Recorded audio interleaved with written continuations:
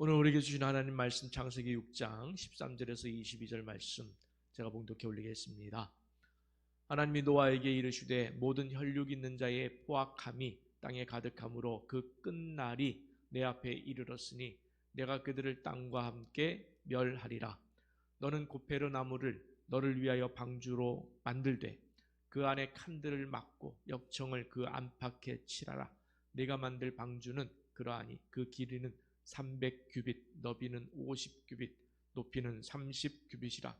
거기에 창을 내되 위에서부터 한 규빗에 내고 그 문은 옆으로 내고 상중하 3층으로 할지니라. 내가 홍수를 땅에 일으켜 무릇 생명의 기운이 있는 모든 육체를 천하에서 멸절하리니 땅에 있는 것들이 다 죽으리라.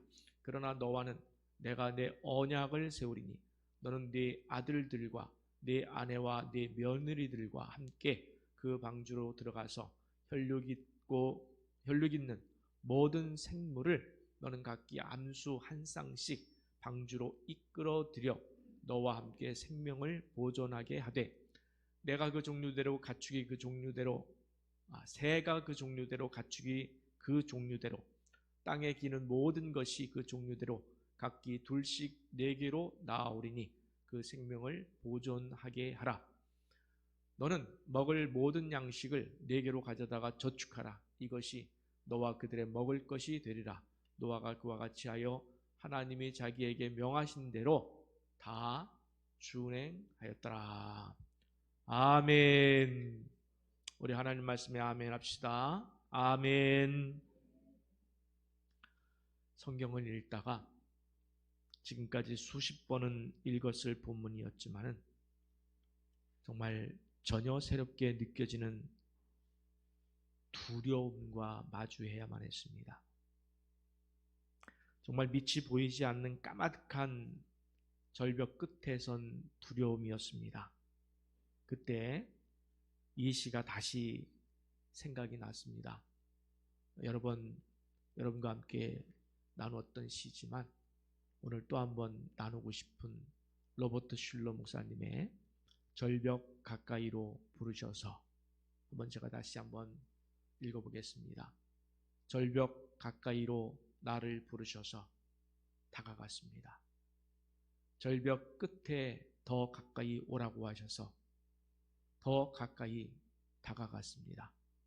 그랬더니 절벽에 겨우 발을 붙이고 서 있는 나를 절벽 아래로 밀어버리시는 것이었습니다. 물론 나는 그 절벽 아래로 떨어졌습니다.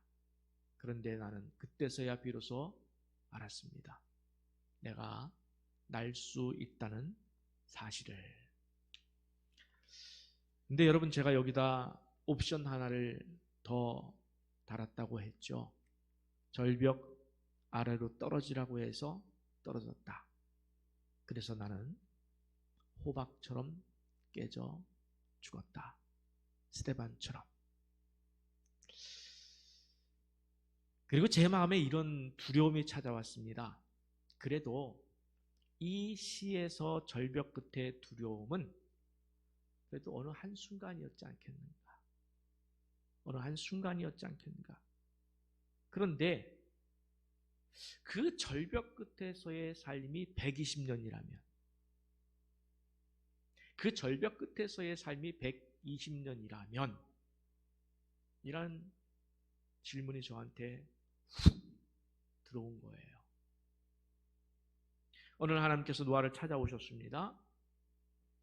여러분, 하나님께서 노아를 찾아왔다니까 노아가 부럽습니까? 사실 부러워해야죠. 우리는 막연히 하나님께서 나를 찾아와 만나 주시기를 여러분 간절히 바라고 있죠. 그리고 하나님께서 직접 좀 말씀해 주시면 좋겠다. 이런 생각들을 다 가지고 계시죠? 아멘이 안 나오는 거 보니까 뭔가 아닌 것 같아. 아닌가요? 하나님 찾아오시는 거 싫어요? 하나님 직접 말씀해 주시는 거 싫어요? 네?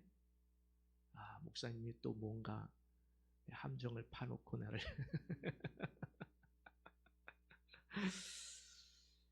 그런데 우리가 바라고 있죠. 하나님 만나고 싶고 말씀 듣고 싶고, 그죠? 그런데 하나님의 찾아오심과 만나주심과 말씀하심을 소원하기에 앞서서 정말 우리가 각오해야 할, 준비해야 할 일이 있다는 거예요.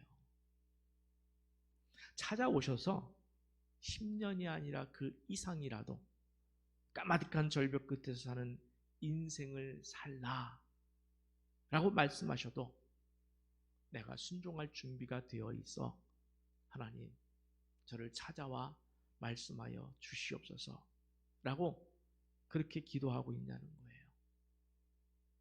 이런 이야기들은 우리 곁에 많이 있습니다.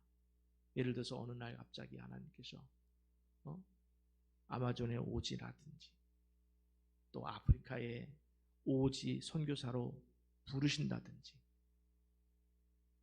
또 모두가 회피하는 험한 사역의 일꾼으로 부르셔서 네가 이 일을 좀 감당했으면 좋겠다라고 부르시는 그러한 사역들이 많이 있어요. 이런 말씀 들으니까 갑자기 하나님께서 여러분 찾아오실까 봐 두려워지십니까? 두려워하지 마세요. 찾아오시는 것이 복인 줄 믿으시기 바랍니다. 아멘이 약해요. 근데 어쩔 수 없어요. 여러분, 하나님이 찾아오는 건 막을 수가 없어요. 그분이 찾아오시겠다고 하면 여러분 찾아오시는 거예요. 노아를 찾아오신 하나님께서 생전 처음 듣는 말씀을 정말 아무렇지도 않은 듯이 말씀을 하십니다.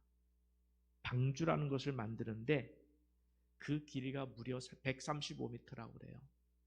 넓이는 22.5m, 높이는 13.5m로 짓되 3층으로 지으라. 여러분, 이 길이면 축구장의 1.5배라고 합니다. 높이는 아파트로 따지자면 한 4, 5층 정도 되는 높이. 그런데 정말 무시무시한 말씀을 하는 건 그 다음이에요. 지구상의 모든 생명을 내가 다 멸절시키리라. 안 놀라셔요? 무섭지 않으세요? 하나님께서 지구상의 모든 생명을 다 멸절시키리라. 그런데 너와는 내가 언약을 세워서 네 가족과 함께 방주로 구원할 것이고 모든 생물은 암수 한 쌍씩 네게 낳아올 테니, 다행이죠. 잡으러 다니지 않아도 되니까 낳아올 테니 그들을 거두라. 이렇게 말씀하셨어요. 그리고 그들이 먹을 양식을 미리 준비하고 있으라. 이렇게 말씀하셨습니다.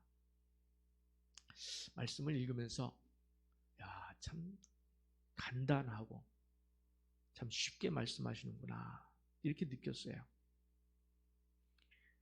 여러분 생각해 보세요. 정말 하나님은 우리로서는 상상조차 할 수 없는 일을 오늘 본문의 몇 구절로 그냥 말씀해 버리신 거예요.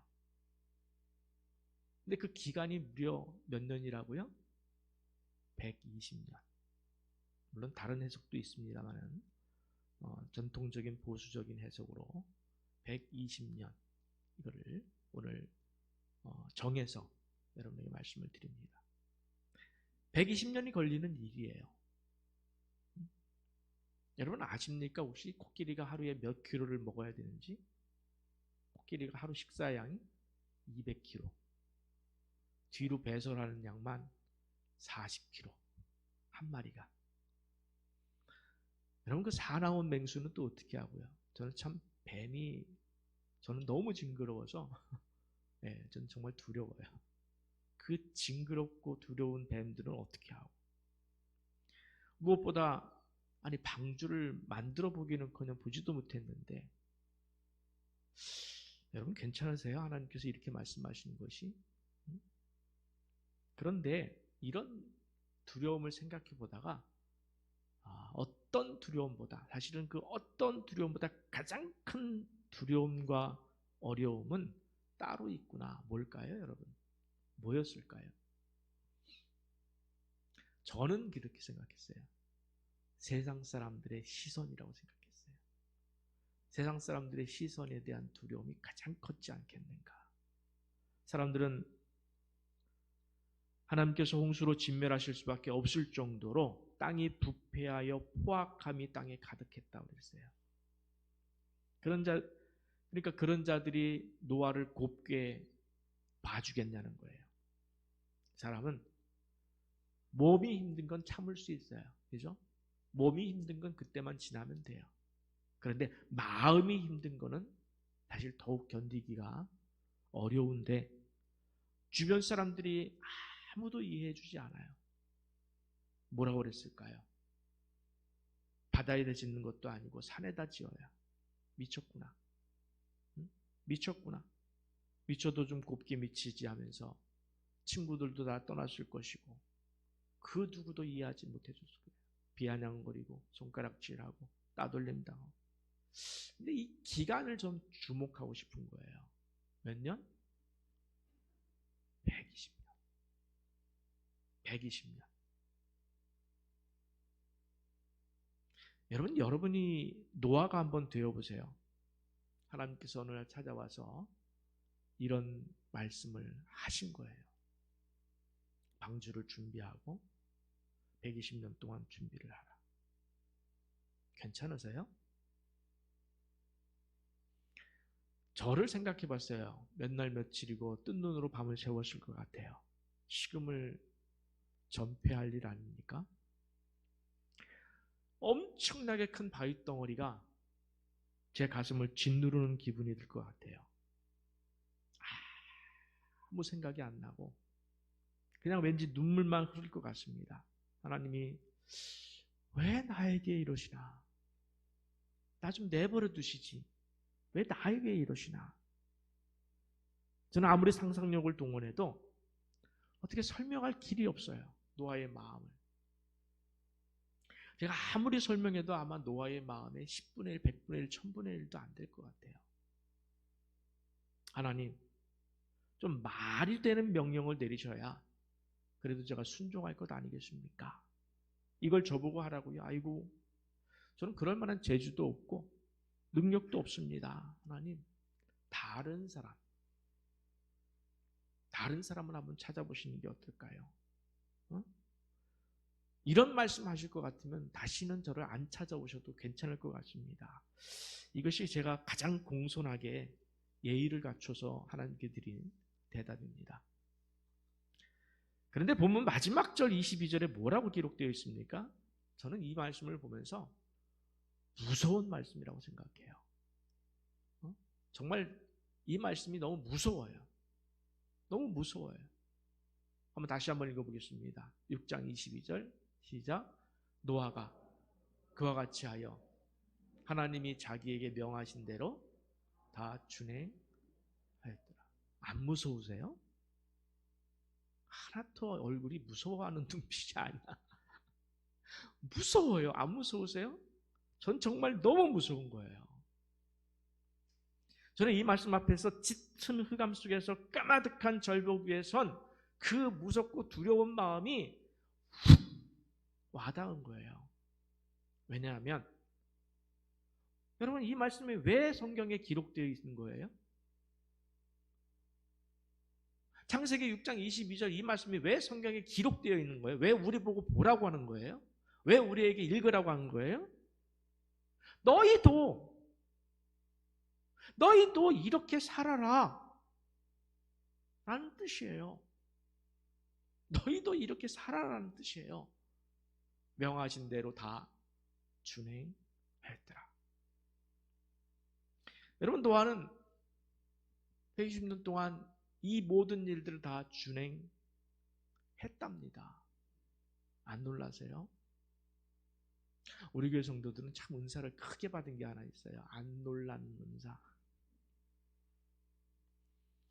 홍해가 갈라졌다고 해도 안 놀래. 물이 벽처럼 양쪽에 쌓여 있었다고 해도 별로 놀라지를 않아. 죽은 나사로가 살아났다고 해도 안 놀라고, 경수가 끊어진 할머니가 애를 낳았다고 해도 안 놀라고. 어느 날 우리 민권사님이 애를 낳았다고 해도 안 놀랄 것 같은데. 여러분 120년 동안 노아는 정말 무슨 마음으로 무슨 정신으로 도대체 노아는 120년 동안 어떤 삶을 살았을까요? 성경을 볼 때 좀 들어가서 살아보세요, 여러분이. 들어가세요, 성경 안으로. 저는 사실 배를 만드는 공정 같은 건 잘 모릅니다. 그런데 배 밑바닥에는 평형수라는 것이 있어요. 그 평형수 물이 차 있어서 적당해야 돼요. 넘쳐도 안 되고 모자라도 안 되고. 그래야 배가 바다에서 물에서 균형을 잡습니다. 이걸 노아가 알았을까? 또 배들을 만들려면 나무를 자르고 적당히 건조해야 나무가 뒤틀리지를 않는데 그 당시 무슨 기구가 있었겠어요? 그 당시 뭐 전기톱이 있었겠습니까? 뭐가 있었겠습니까? 여러분 한번 생각해 보세요. 제가 참 좋아하는 아주 훌륭한 작품들을 많이 남긴 사람 한 분이 있어요. 제가 참 좋아하고 제가 좀 쉬고 싶을 때 그분의 작품들을 좀 이렇게 감상하기를 참 좋아하는데 누구냐면 미켈란젤로라는 사람이에요. 지금까지 한 사람이 여러 분야에서 천재적인 능력을 보인 사람을 꼽으라면 뭐 각자가 다르게 꼽을 수도 있겠지만 저는 로마의 시스티나 성당의 그 천장화, 이 그림이죠. 이 천장화를 그린 미켈란젤로를 빼놓을 수 없습니다. 미켈란젤로는 천재적인 화가예요. 여러분 이 천장화는 좀 잘 못 느끼시더라도 이 안에 담긴 그 가운데에 있는 조그만 그림이에요. 바로 이 그림. 기억나시죠? 아시죠? 한 번쯤 보셨죠? 네, 천지창조, 아담과 하나님이 손이 닿을 듯 마을 듯한 이 그림입니다. 미켈란젤로는 또 천재적인 화가이면서도 천재적인 건축가였어요. 그래서 여러분 한번 찾아보시고요. 특별히 성 베드로 성당의 돔을 건축한 그런 건축가이고 또 천재적인 조각가예요. 그가 그림 중에서 대표적인 최후의 심판이란 이 그림도 여러분 한번 찾아서 감상해 보시고요. 그의 대표적인 작품인 조각 작품인 피에타 아시죠? 피에타. 근데 이 피에타에 대해서 사람들이 이런 평가를 해요. 예수님께서 33살에 돌아가셨으면 청년인데 엄마에게 비해서 너무 왜소한 비율이 아닌가 이렇게 비평하는 사람들이 있습니다. 그런데 이 조각을 볼 때는 이렇게 봐야 돼요. 위에서 보는 거예요. 누가 보는 거예요? 이 그림은 이 정면에서 보는 건 사람이 보는 거예요. 근데 위에서 보면은 누가 보는 거예요?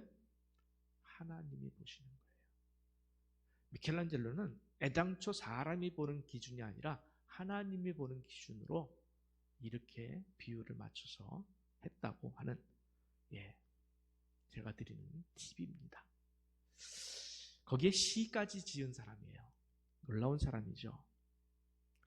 그러나 천재라고 하는 이 미켈란젤로도 저는 생각에 노아에게는 미치지 못했을 것 같아. 둘을 비교한다는 것 자체가 우습지만은 그냥 재미있는 생각을 했어요.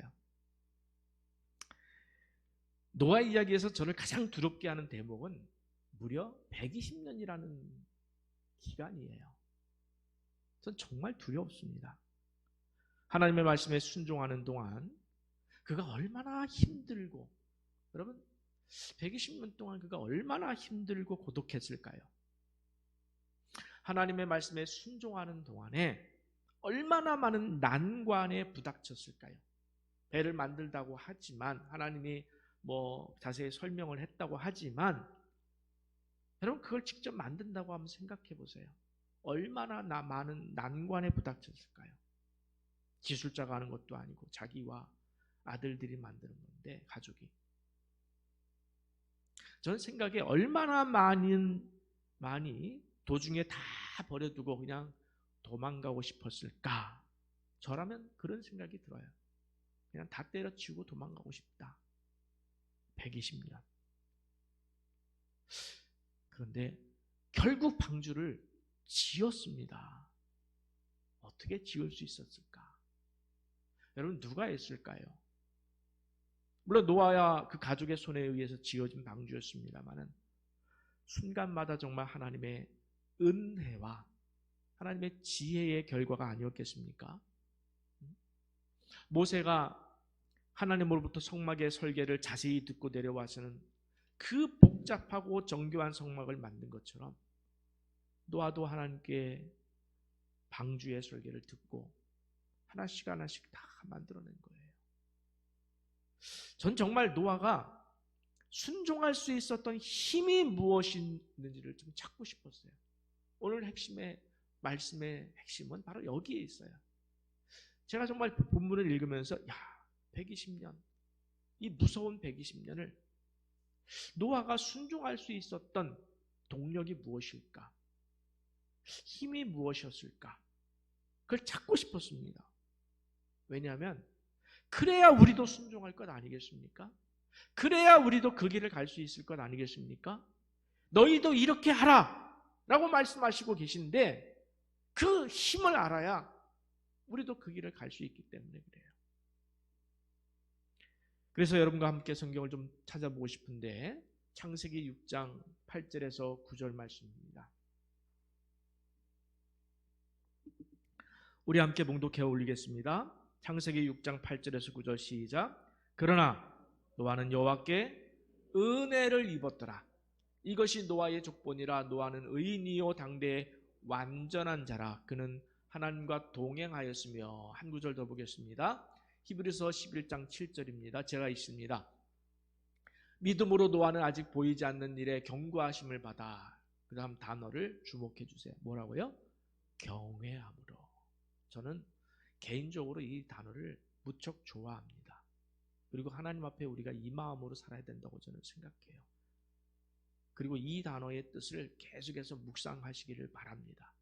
하나님을 경외함으로 방주를 준비하여 그 집을 구원하였으니 이로 말미암아 세상을 정죄하고 믿음을 따르는 의의 상속자가 되었느니라.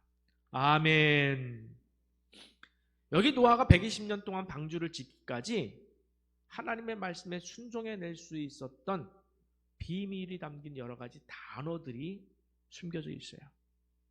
첫째로 은혜입니다. 은혜. 여러분, 하나님의 은혜를 간절히 구하세요. 하나님의 은혜를 다 모르셔요.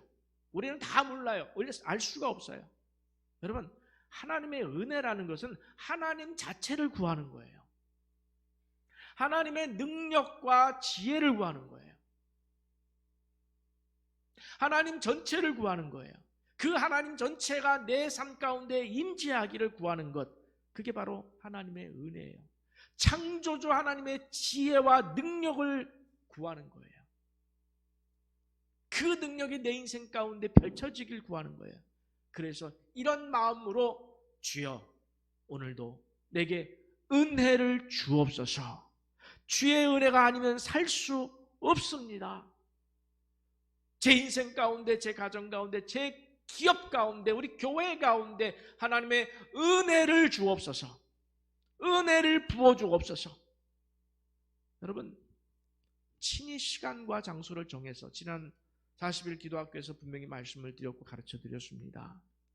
물론 우리가 차에서도 기도하고 걸어다니면서도 기도할 수 있지만은 여러분, 하나님을 생각하면, 하나님을 경외하는 마음으로 하나님을 생각하면 우리는 그렇게 하면 안 되는 거예요. 하나님은 그렇게 하면 안 되는 거예요. 하나님을 만날 때에 정말 누구보다도 가치 있는, 누구보다도 더 의미 있는 높으신 분을 만나는 건데 내가 시간 되면 만나겠다 이런 식으로 하면 안 돼요. 시간을 정해서. 장소도 정해서 내 모든 것을 다해서 그분을 만나셔야 돼요. 그게 바로 기도의 자리예요. 그분 앞에 엎드리시기 바랍니다. 여러분, 성의를 다해야 돼요. 물론 기도를 안 하는 것보다는 그래도 일하면서도 주여, 길에 다니면서도 주여 하는 것도 좋지만은 더 중요한 것은 여러분, 시간을 정하고 장소를 정하고 또 기도의 시간까지도 내가 30분, 1시간, 2시간, 3시간을 정해서 그 시간을 채워서 올려드리는 거예요. 정식으로 엎드려 기도하세요. 주님, 전 당신의 도우심의 손길이 없으면, 은혜 없이는 저는 한순간도 살 수 없습니다. 우리 하나님은 우리에게 그런 대접을 받을 만 하지 않습니까? 존귀함을 받을 만 하지 않습니까? 하나님의 은혜를 구하세요. 그 은혜는 무한한 거예요. 노아는 그 은혜를 받은 겁니다. 은혜를 받았어요. 여호와께 은혜를 입었더라. 둘째로 노아는 당대의 완전한 자라 그랬습니다. 마태복음 5장 48절 말씀을 좀 여러분과 나누고 싶습니다. 그러므로 하늘에 계신 너희 아버지의 온전하심과 같이 너희도 온전하라 그랬습니다. 여러분, 하나님은 내가 거룩하니 너희도 어떻게 하라? 거룩하라. 하나님은 우리가 하나님처럼 살기를 원하셔요. 이 말씀 앞부분에 너희 아버지의 온전하심과 같이 너희도 온전하라, 이 말씀이 어디 나오는 거죠? 우리가 보통 아는 산상수훈에 나오는 말씀이에요. 마태복음 5장, 6장, 7장. 이 말씀 앞부분에 나오는 이야기를 좀 살펴볼 필요가 있습니다. 온전한 것이 무엇일까? 몇 가지만 보면은 악한 자를 대적하지 말라. 여러분, 이것을 살펴보는 이유가 있어요. 우리가 지금 120년 동안 방주를 짓는 그런 명령을 받지는 않았지만은 오늘 받은 명령은 보자는 거예요. 내가 지금 당면한 하나님의 말씀을 보자는 거예요. 악한 자를 대적하지 말라. 누구든지 내 오른편 뺨을 치거든 왼편도 돌려대라. 여러분, 이 말씀은 이하빈 목사에게만 주신 겁니까? 아니죠. 여러분 모두에게 지금 하나님이 이미 말씀을 하신 거예요. 너를 고발하여 속옷을 가지고자 하는 자에게 겉옷까지도 가지게 하라. 누구든지 너로 억지로 오리를 가게 하거든 그 사람과 심리를 동행하라. 내게 구하는 자에게 주며 내게 꾸고자 하는 자에게 거절하지 말라. 여러 가지 핑계를 찾지 마세요. 그냥 거절하지 마세요. 너희 원수를 사랑하며 너희를 박해하는 자를 위하여 기도하라. 너희를 사랑하지 않는 자도 사랑하라. 남보다 더하라. 저는 제 삶의 기준 가운데 하나가 이거예요. 또 하나는 남보다는 더해야 되겠다. 항상 남보다 더하라. 남보다 더하라. 이것이 온전한 삶으로 가는 길입니다. 저는 이렇게 산상수훈을 묵상하다가 이 산상수훈의 말씀대로 사는 것이 120년 동안 방주 짓는 일보다는 그래도 좀 쉽겠구나. 저는 그런 생각이 들었어요. 여러분 선택하라면 여러분 120년 동안 방주를 지을래요? 아니면 산상수훈대로 살래요? 둘 다 싫어요? 산상수훈이 낫죠. 네? 산상수훈이 낫죠.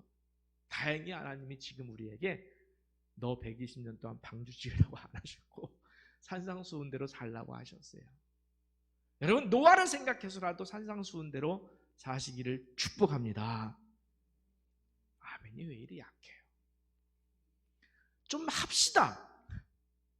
여러분 우리가 하나님을 경외한다는 것이 뭐예요? 좀 이따 말씀드리겠습니다. 그분이 말씀하신 것에 대한 준엄함을 느끼면서 말씀하셨으니 제가 하겠습니다. 말씀대로 사시기를 축복합니다. 얼마나 기뻐하실까요, 하나님? 우리에게는 나쁜 습성이 하나 있는 것 같습니다. 바로 자기 앞에 있는 작은 실천의 말씀에는 순종하지 않아요. 그러면서 내 인생을 향하신 하나님의 위대한 뜻을 깨닫게 해달라고 기도는 합니다. 근데 하나님은, 제가 만난 하나님은 스텝 바이 스텝이에요. 계단식으로 하나씩 올라가는 그렇게 일을 하시는 것 같아요. 물론 예외도 있습니다만은. 여러분, 이미 여러분 앞에 주어진 사명부터 순종하세요. 우리 교회에서, 오늘 교회에서 맡겨진 사명부터 여러분 순종하세요. 우리에게 예배 드리는 일부터 순종하세요. 일찍 나와서 기도로 준비하고, 일찍 나와서 찬양으로 주를 예배하고 경배하고 경외하는 일에 집중하는 일부터 순종하세요. 이 다음에 내가 많은 물질이 생기면 남을 돕겠다고 하지 마시고, 지금 있는 물질 가운데 떼어서 그것을 가지고 흘려보내세요. 지금 있는 물질을 흘려보내지 못하는 사람은 이 다음에 하나님께서 많은 것 주셔도 저는 못합니다. 연습이 안 되면. 다른 일도 마찬가지고요.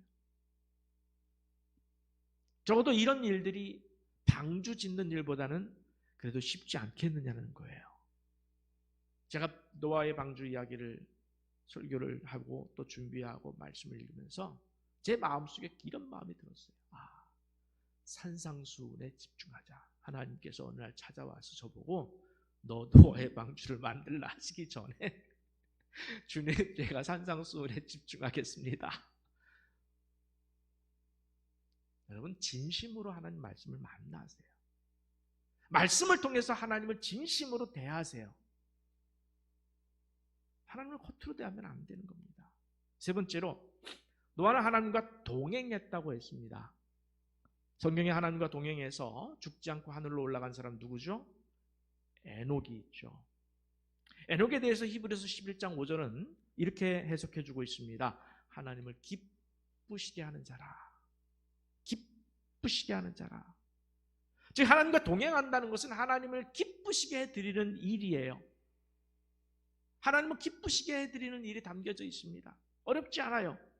여러분, 방주까지는 못 지어도 오늘 이것은 할 수 있지 않습니까? 하루에 한 가지씩. 오늘 아침부터, 아침에 일어나면 오늘은 어떤 일을 통해서 하나님을 기쁘시게 해드릴까?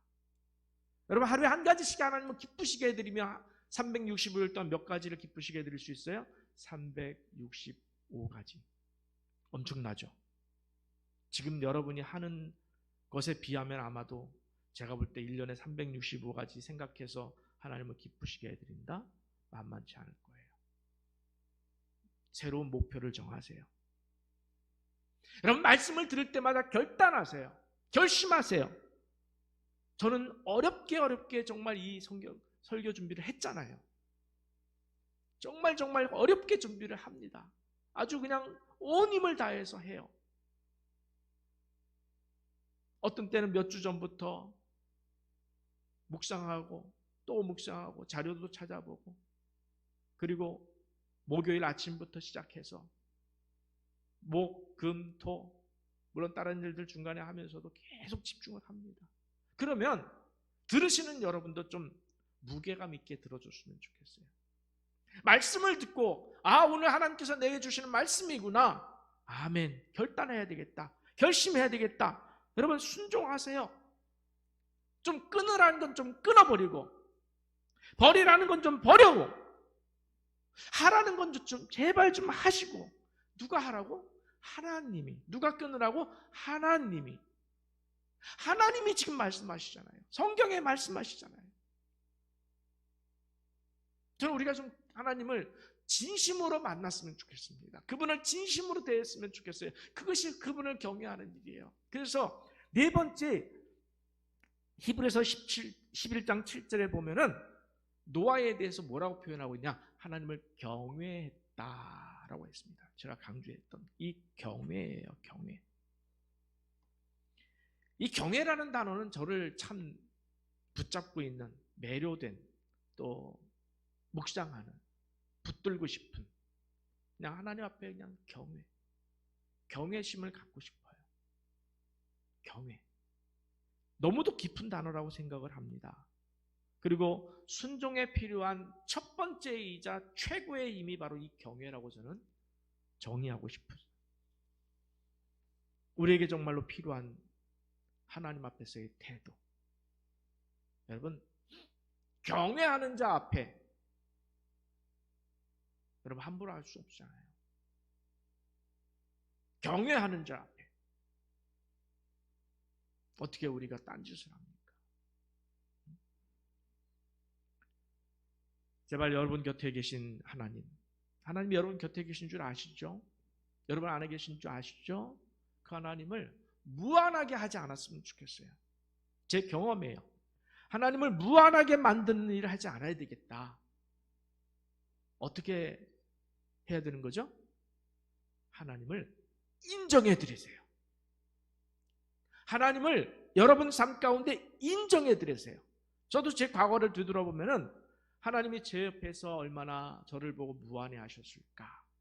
얼마나 부끄럽고 하나님이 창피스러워 하셨을까? 그렇게 생각되는 부분들이 미안하지만 죄송하지만 너무도 많아요. 제 과거에 너무도 많은 순간들이 그랬어요. 회개합니다. 정말 회개합니다. 정말 날마다 회개합니다. 앞으로도 정말 그렇게 살지 않겠다고 매일 다짐합니다. 주님 정말 죄송합니다. 하나님 그때 너무 무안하셨죠. 너무 부끄러우셨죠. 저를 종으로 삼으신 것을 너무 부끄러워하셨죠. 창피스러우셨죠. 누구한테? 사단에게. 사단이 쾌재를 부르는 그때에 하나님은 너무 부끄러워하셨을 것 같아요. 그래서 저는 하나님한테 미안해요. 송구스러워서 다시는 그렇게 하지 않겠습니다. 결단합니다. 여러분 하나님은 지금도 우리와 동행하시고 계심을 믿습니까? 그런 그분을 곤혹스럽게 만들면 안 되잖아요. 여러분이 제가 옆에 가는데 같이 가는데 여러분이 어떤 행동을 했어요. 그래서 제가 곤혹스러워요. 그러면 안 되잖아요. 언젠가 병원에 신방을 오래된 얘기인데 병원에 신방을 가려고 이렇게 병원 앞에 도착을 했는데 그 환자 되시는 분이 병원 앞에 나와서 보여서는 안 되는 걸 보여주셨어요. 연기를 내셨어요. 제가 곤혹스럽잖아요. 그냥 제가 곤혹스러워서 기다렸어요. 다 끝날 때까지 기다렸어요. 똑같은 이야기예요. 하나님을 곤혹스럽게 하면 안 되는 거예요. 응? 여러분 부탁이고 권면입니다. 하나님을 최고로 경외해드리세요. 여러분 가진 모든 것을 다해서 경외하세요. 인정해드리세요. 그분은 나의 주님이십니다. 당신은 내 인생의 왕이십니다. 당신은 나의 아버지이십니다. 당신은 나의 아버지시고 나의 주인이시고 나의 왕이십니다. 아멘. 인정해드리세요. 순간순간마다 인정해드리세요. 그래서 그분 앞에 엎드릴 수밖에 없고 그분의 말씀에 주름함 앞에 두려워 떨 수밖에 없고 그분의 명령 앞에 딴 핑계 대지 못하고 네 하겠습니다. 할 수 있는 힘을 주세요. 할 수 있는 지혜를 주세요. 그래야 마땅한 거 아니겠습니까? 그게 바로 경외예요. 여러분 하나님을 경외하고 인정해드리는 것은 여러분 그분의 뜻을 묻는 거예요. 그분의 뜻을 존중해드리는 거예요. 그리고 그분의 뜻에 귀를 기울이고 그리고 순종하는 거예요. 내일까지는 몰라요. 오늘 지금 또 순종하고 내일은 또 내일 순종하겠다라는 그런 마음. 내가 방주를 120년 동안 다 지을 수 있을지 모르겠지만은 오늘 시작하겠습니다. 오늘 하겠습니다. 원수를 용서하라고 내 것을 나눠주라고 내일 큰 것을 하려고 하지 말고 지금 오늘 지금 주님 앞에서 온전히 살아보겠습니다. 이게 바로 경외예요. 주를 인정해 드리는 거예요. 여러분 우리가 하나님을 경외하고 인정해 드리는 마음만 있으면 나머지는 누가 해 주실까요? 하나님이 해 주실 줄 믿습니다. 여러분, 하나님은 그렇게 명령 딱 내리고 그냥 무관심한 분이 아니에요. 모든 하나님의 사역은 하나님의 능력이 필요해요. 하나님의 은혜가 필요해요. 하나님의 지혜가 필요합니다. 그래서 우리가 순종하고 나갈 때 하나님께서 그 모든 일들을 감당할 수 있는 모든 능력까지도 더해 주실 줄 믿으시기 바랍니다. 여러분, 우리가 하나님의 말씀에 순종하는 그 한계치가 어디일까요? 제가 오늘 이 말씀을 제목을 정하면서 그렇게 정하기도 했었어요. 처음에는 순종의 한계치는 어디까지일까? 처음에 이렇게 정했어요. 그러다가 마지막에 바꿨습니다. 120년을 절벽 끝에서. 순종의 한계치는 어디까지예요? 여러분, 하나님이 아브라함에게 뭘 순종하라고 그랬습니까? 100세에 낳은 아들 이삭을 나를 위하여 바치라. 이게 순종의 한계치의 또 하나의 한계치 아닙니까? 모세를 부르셨습니다. 천하의 왕 바로 왕 앞에 가서 내 백성을 데리고 나가겠다라고 선언하라. 여러분, 모세가 10가지 재앙을 가지고 갔습니까? 아니에요. 10가지 재앙을 들고 간 게 아니라 순종하며 나아갔을 때에 순간순간마다 하나씩 하나님이 정하신 재앙의 순서대로 모세는 나아갔을 뿐이에요. 누가 일하신다 그러면 하나님이 일하시는 거예요. 홍해가 갈라질 것을 미리 계획하고 갔습니까? 아니에요. 홍해까지 갔더니 하나님께서 모세를 통해서 홍해를 가르신 거예요. 여리고성 주위를 돌면서 함성을 지르라. 여러분, 이게 만만한 순종이 아니에요. 주변에서 아무리 비웃고 능멸해도 십자가에 달리신 예수님이 받으신 모욕만 하겠나? 저는 그렇게 생각합니다. 가야죠. 주변에서 아무리 동의하지 않는다 할지라도, 아무도 같이 가려 하는 사람이 없다 할지라도 우리가 가는 그 길은 좁은 문이라고 했습니다. 협착한 길이라고 했습니다. 많은 사람이 가려 하는 길이 아니라고 했습니다. 가야죠. 가야죠. 아멘 할 때까지일 거예요. 오늘 1시간 다. 가야죠. 가야죠. 갑시다. 갑시다. 우리 신앙생활 하잖아요. 저는 그렇게 생각해요. 우리가 인생을 들여서 신앙생활 전부를 하잖아요. 저 목회자만 두고 하는 게 똑같아요. 성도들도 똑같은 거예요. 근데 이왕 하는 거, 이왕 하나님 만나는 거 멋있게 좀 합시다. 좀 멋있어야 되는 거 아니에요? 멋있는 게 뭐예요? 멋있는 건 눈치 보지 않는 거예요. 사람들에게 지지 않는 거예요. 주변 환경에 지지 않는 거예요. 그냥 하나님만 바라보고 가는 거예요. 하나님밖에 모르는 거예요. 그 길 끝에서 주님 만날 줄 확신하고 나 혼자라서라도 이 길 가겠습니다. 멋지잖아요. 그게 멋있는 거예요. 여러분의 신앙이 정말 멋진 신앙이 되기를 축복합니다. 진정으로 우리는 하나님의 백성이고 나는 하나님의 자녀이고 나는 하나님의 종임을 잊지 마십시오. 오늘 찾아오시는 하나님께서 어떤 명령을 내리시든지 간에 여러분 40일 기도학교를 통해서 하나님께서 여러분에게 소원을 주실 거예요.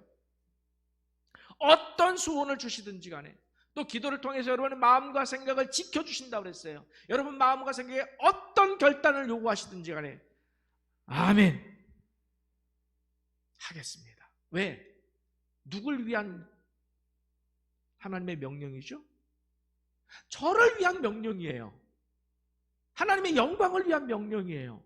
그럼 순종하고 볼 일이에요. 그 순종을 통해서 정말 목숨 걸고 순종하심을 통해서 하나님의 이름을 여러분의 삶을 통해 영화롭게 해드리는 그런 여러분의 남은 생애가 되시기를 간절히 축원합니다.